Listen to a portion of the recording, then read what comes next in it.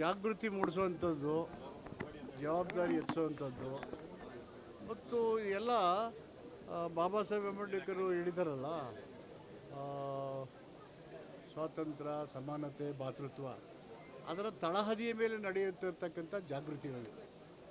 ಬಹುರೂಪಿ ಅಂದರೆ ಬಹು ಅಂದರೆ ಒಬ್ಬನೇ ವ್ಯಕ್ತಿ ವಿವಿಧ ಮುಖಗಳಲ್ಲಿ ತನ್ನ ಪ್ರತಿಭೆಯನ್ನು ಸಾಂಸ್ಕೃತಿಕ ಕಾರ್ಯಕ್ರಮಗಳು, ಹಾಡುಗಳು, ನಾಟಕಗಳ ಮೂಲಕ ಪ್ರದರ್ಶನ ಮಾಡೋದು. ಇದು ಒಂದು ಪ್ರಬಲವಾದಂಥ ವೇದಿಕೆ. ಈ ಒಂದು ಏನು ರಂಗಮಂದಿರ ಇದೆ ಅದು ಪ್ರಬಲವಾದ ದೊಡ್ಡ ಚಳುವಳಿನ ಸೈಲೆಂಟ್ ಒಂದು ಮೂಮೆಂಟು ಆ ಥರ ಮಾಡ್ತಿದೆ. ತುಂಬ ಸಂತೋಷ. ರಾಜಕೀಯ ಜಂಜಾಟದಿಂದ ರಿಲ್ಯಾಕ್ಸ್ ಆಯ್ತಾ ಅಂತ ನೋಡಿ ಪ್ರತಿನಿತ್ಯ ಆ ರಾಜಕೀಯ ಕೊಡಕನ್ನು ತೆಗೆಯೋಕ್ಕೆ ಇದಿರೋದು. ಜಾಗೃತಿ ಮೂಡಿಸೋಕ್ಕೆ ನಾವು ಏನು ಮಾಡಬೇಕು, ಏನು ಮಾಡ್ತಾಯಿದ್ದೀವಿ ಅದನ್ನು ಪ್ರಶ್ನೆ ಮಾಡ್ತಾ ಇರ್ತಾರೆ. ಇಲ್ಲಿ ಬಂದು ಕೂತ್ಕೊಂಡ್ರೆ ನಮ್ಗೆ ಅರ್ಥ ಆಗುತ್ತೆ. ಬಳ್ಳಾರಿಯಲ್ಲಿ ಸಮಾವೇಶ ಆಗ್ತಾ ಇದೆ, ಬಳ್ಳಾರಿ ವಿಚಾರವಾಗಿ ಅದು ಒಂದು ಇಬ್ಬರು ಪ್ರತಿನಿಧಿಗಳ ಮಧ್ಯೆ ನಡೆದಂಥ ವಾಗ್ವಾದ. ಪ್ರತಿನಿಧಿಯಾದವರು ಯಾವುದೇ ಪಾರ್ಟಿಗೆ ಸೇರಿರಲಿ ಜವಾಬ್ದಾರಿಯಿಂದ ನಡ್ಕೋಬೇಕು. ಸಾರ್ವಜನಿಕರಿಗೆ ನಮ್ಮಿಂದ ತೊಂದರೆ, ಅನಾನುಕೂಲ, ಕಾನೂನಕ್ಕೆ ಭಂಗ ಆಗಬಾರ್ದು. ಅದು ಪ್ರಜಾಪ್ರಭುತ್ವದ ಮೊದಲನೇ ಆದ್ಯತೆ. ಮತ್ತು ಕಾನೂನನ್ನು ರಕ್ಷಣೆ ಮಾಡೋದು, ಕಾನೂನನ್ನು ಗೌರವಿಸೋದು, ಕಾನೂನಂತೆ ನಡ್ಕೊಳ್ಳೋದು ಪ್ರತಿಯೊಬ್ಬ ಪ್ರಜೆಯ ಕರ್ತವ್ಯ ಮತ್ತು ಜವಾಬ್ದಾರಿ. ಅದು ಮಾಡದೆ ಪ್ರತಿಷ್ಠೆ ತಗೊಂಡ್ರೆ ನನ್ನದೇ ನಡಿಬೇಕು, ನಾನು ಹೇಳ್ದಂಗೆ ಕೇಳಬೇಕು, ನನ್ನದೇ ಸಾಮ್ರಾಜ್ಯ ಅಂತ ಹೇಳಿದ್ರೆ ಸಾಮಾನ್ಯ ಜನರಿಗೆ ತೊಂದರೆ ಆಗುತ್ತೆ, ಸರ್ಕಾರದ ಆಸ್ತಿಗಳಿಗೆ ನಷ್ಟ ಆಗುತ್ತೆ, ಅಮಾಯಕರು ಪ್ರಾಣ ಕಳ್ಕೊಳ್ತಾರೆ. ಇದು ಆಗಬಾರ್ದು, ಇದು ಖಂಡಿಸಬೇಕಾಗುತ್ತೆ. ಮತ್ತು ಹಿಂದೆ ಬಳ್ಳಾರಿ ಹೇಗಿತ್ತು ಅಂತ ಇಡೀ ದೇಶಕ್ಕೆ ಗೊತ್ತು. ಬಳ್ಳಾರಿ ಹೇಗೆ ರಿಪಬ್ಲಿಕ್ ಆಗಿತ್ತು, ಬಳ್ಳಾರಿ ಸಂಪತ್ತೆಲ್ಲ ಯಾರು ಹೊಡ್ಕೊಂಡು ಹೋದರೆ ಪುನಃ ಬಂದ್ಬಿಟ್ಟು ಪಾದಯಾತ್ರೆ ಮಾಡಿ ಸಭೆ ಮಾಡ್ತೀವಿ ಅಂದರೆ ಏನು ಹಾಸ್ಯಾಸ್ಪದ ಅಲ್ವಾ? ಅಟ್ಲೀಸ್ಟ್ ಇಂಟ್ರಾಸ್ಪೆಕ್ಷನ್ ಮಾಡ್ಕೋಬೇಕು, ನಾವು ಆತ್ಮಾವಲೋಕನ ಮಾಡ್ಕೋಬೇಕು. ಆತ್ಮಾವಲೋಕನ ಮಾಡಿದಪ್ಪ ಎಲ್ಲಪ್ಪ ಯಾರ್ದೋ ಎಲ್ಲೋ ಒಂದು ಕಡೆ ತಪ್ಪಾಯಿತು, ಸರಿ ಮಾಡ್ಕೋಬೇಕು. ನಮ್ಮಗಳಿಂದ ಜನರಿಗೆ ತೊಂದರೆ ಆಗಬಾರ್ದು, ಜಿಲ್ಲಾಡಳಿತಕ್ಕೆ ಅನನುಕೂಲ ಆಗಬಾರ್ದು, ಈ ಥರ ಪ್ರಜ್ಞೆ ಇರಬೇಕಲ್ವಾ? ಸೊ ಅದಾಗಲಿ ಅವ್ರ ಬುದ್ಧಿ ಬರಲಿ ಅಂತ ನಾನು ಆಶಿಸ್ತೀನಿ. ಭರತ್ ರೆಡ್ಡಿ ಅವ್ರನ್ನ ಅರೆಸ್ಟ್ ಮಾಡಬೇಕು ಅಂತ ಅವ್ರ ಒತ್ತಾಯ.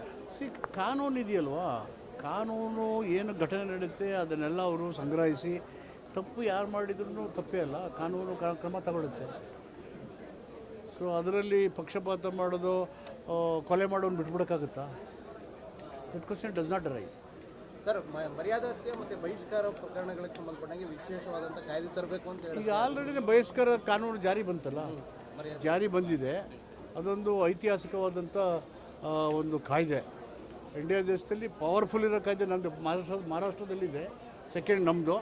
ಆದರೆ ನಾನು ಸುಹಮೋಟ ಎಲ್ಲಿ ಬಹಿಷ್ಕಾರ ತಗೊಂಡಿದ್ದಾರೆ ಅಥವಾ ನ್ಯಾಯ ಮಾಡಿ ಅಭಿಪ್ರಾಯ ಇರ್ತಾರೆ ಪಂಚಾಯತ್ಗಳು, ಯಾವುದಕ್ಕೂ ಆಸ್ಪದ ಇಲ್ಲ ಕಾನ್ಸ್ಟಿಟ್ಯೂಷನಲ್ಲಿ, ಡೆಮಾಕ್ರಸಿನಲ್ಲಿ. ಅದೊಂದು ಅತ್ಯಂತ ಪ್ರಗತಿಪರವಾದಂಥ ಮತ್ತು ಪ್ರಬಲವಾದಂಥ ಕಾಯ್ದೆ. ಅವ್ರಿಗೆ ಜನರನ್ನು ಎದುರಿಸಬೇಕು, ಶಿಕ್ಷಿಸಬೇಕು ಅನ್ನೋದಕ್ಕೆ ಹೆಚ್ಚಾಗಿ ಸಂವಿಧಾನ ಇದೆಯಲ್ಲ, ನಾವು ಸೋದರತ್ವದಿಂದ ಬದುಕಬೇಕು, ಸಮಾನತೆಯಿಂದ, ಅದರ ಜಾಗೃತಿ ಮೂಡಿಸ್ಬೇಕು, ಅರಿವು ಮೂಡಿಸ್ಬೇಕು. ಡಿ.ಕೆ. ಶಿವಕುಮಾರ್ ಅವರು ದೆಹಲಿ ಪ್ರಯಾಣ ಮಾಡಿರುವಂಥದ್ದು ರಾಜಕಾರಣದಲ್ಲಿ ಚರ್ಚೆ ಆಗ್ತಿದೆ. ಅವರು KPCC ಅಧ್ಯಕ್ಷರು, ಅಸ್ಸಾಂಗೆ ಅಬ್ಸರ್ವರ್ ಆಗಿ AICC ನೇಮಕ ಮಾಡಿದ್ದಾರೆ. ಅಬ್ಸರ್ವರ್ನ ನೆನ್ನೆ ಮೀಟಿಂಗ್ ಕರೆದಿದ್ದಾರೆ. ಚಿತ್ರಗಳಲ್ಲಿ ನೋಡಿದೆ ಅವರು ಮೀಟಿಂಗಲ್ಲಿ ಅಟೆಂಡ್ ಆಗಿರೋದು. KPCC ಅಧ್ಯಕ್ಷರಾಗಿದ್ದರೆ AICC ಎಲ್ಲ ನಾಯಕರು ಅವ್ರಿಗೆ ಸಹಜವಾಗಿ ಪರಿಚಯ ಇರ್ತಾರೆ, ರಾಜಕೀಯ ಚರ್ಚೆ ಮಾಡಿರ್ತಾರೆ. Nothing wrong in it. ಅಲ್ಲ, CM ಕುರ್ಚಿಯ ವಿಚಾರದ ಚರ್ಚೆಗಳ ಅದು ನನಗೆ ಗೊತ್ತಿಲ್ಲ. That I don't know. 2028 ಸಿದ್ದರಾಮಯ್ಯವರು ಇರ್ತಾರ ಅನ್ನುವಂಥದ್ದು ಈಗ ಇರೋದ್ರಿಂದ ಹೋಪ್ಫುಲಿ ಇರ್ತಾರೆ ಅನ್ನೋದೇ ನನಗೆ ನಂಬಿಕೆ. BJP ಡೌಟ್ ಇದೆ ಪರ್ಟಿಕ್ಯುಲರ್ಲಿ. ಅವ್ರಿಗೆ ಯಾವಾಗಲೂ ಡೌಟ್ ಆಗಿರ್ತದೆ ಅಂದರೆ ಅವರು ಮೆಜಾರಿಟಿಯಿಂದ ಯಾವಾಗಲೂ ಸರ್ಕಾರ ರಚನೆ ಮಾಡಿಲ್ಲ. ಏನಾದ್ರು ಹೆಚ್ಚು ಕಡಿಮೆ ಆಗಿಬಿಟ್ರೆ ನಮಗೆ ಸಿಗುತ್ತೋ ಅಂತ ನೋಡ್ತಾ ಇದ್ದಾರೆ. ಮತ್ತು ಅವರು ದ್ರಾಕ್ಷಿ ಉಡಿ ಅಂದ್ಬಿಟ್ಟು ಆಚೆಗೆ ಹೋಗ್ತಾರೆ. ಅಧಿಕಾರಿಗಳ ಕರ್ತವ್ಯಕ್ಕೆ ಅಡ್ಡಿಪಡಿಸುವಂಥ ಪ್ರಕರಣಗಳು ಜಾಸ್ತಿ ಆಗ್ತಾ ಇದೆ. ಗುಡುಮಾನಹಳ್ಳಿಯಲ್ಲೂ ಸಹ, ವರುಣಾ ಕ್ಷೇತ್ರದಲ್ಲೂ ಸಹ ಗ್ರಾಮಸ್ಥರು ಅಧಿಕಾರಿಗೆ ಹೀಗೆ ಜನರು ಸಂಯಮದಿಂದ ಇರಬೇಕು. ಅಧಿಕಾರಿಗಳು ಜನರ ಸಮಸ್ಯೆಗಳನ್ನು ಸೌಜನ್ಯದಿಂದ ಕೇಳಬೇಕು, ಬಗೆಹರಿಸೋದನ್ನು ಮಾಡಿಕೊಡ್ಬೇಕು. ಸೊ ಆವಾಗ ಅಧಿಕಾರಿಗಳ ನಿರ್ಲಕ್ಷ್ಯ ಆದರೆ ಅಥವಾ ಪ್ರಜೆಯವರು ತನ್ನ ಸಮಸ್ಯೆಗಳನ್ನು ಬಗೆಹರಿಸ್ಕೊಳ್ಳಿ ಸೌಜನ್ಯದಿಂದ ನಡ್ಕೊಳ್ಳದೆ ಹೋದರೆ ಅವೆರಡೂ ಸರಿ ಇಲ್ಲ. ಬಟ್ ಅಧಿಕಾರಿಗಳು ಸ್ವಲ್ಪ ವಿವೇಚನೆ ಬಳಸಬೇಕು. ಬಿಜೆಪಿ ಎಲೆಕ್ಷನ್ನ JDS ಮತ್ತು ಬಿಜೆಪಿ ಹೊಂದಾಣಿಕೆಯನ್ನು ಮಾಡಿ ಮಹಾರಾಷ್ಟ್ರ ಥರ ಗೆಲುವು ಸಾಧಿಸ್ತು ಕುಮಾರಸ್ವಾಮಿ ಹೇಳಿದ್ದಾರೆ. ಏನು ಹೊಸ ವಿಚಾರ ಇಲ್ಲ. ಹಿಂದೆ ಹ್ಯಾಂಡ್ ಇನ್ ಗ್ಲೋ ಆಗಲಿಲ್ಲ. 2018 ಎಲೆಕ್ಷನ್ ಏನಾಯಿತು, ಜೊತೆಗೆ ಮಾಡಿದ್ರು ಗೊತ್ತಿಲ್ಲದಾಗೆ, ಈಗ ಜೊತೆಗೆ ಮಾಡ್ತಾರೆ. We are ready to face. ಅದು ಕಾಂಗ್ರೆಸ್ಗೆ ಎಫೆಕ್ಟ್ ಆಗುತ್ತೆ. ಕಾಂಗ್ರೆಸ್ನ ಮತದ ಮೇಲೆ ಅವರ ಇಬ್ಬರದ್ದು ಏನು ಮತ ಪರಿಣಾಮ ಬೀರಲ್ಲ.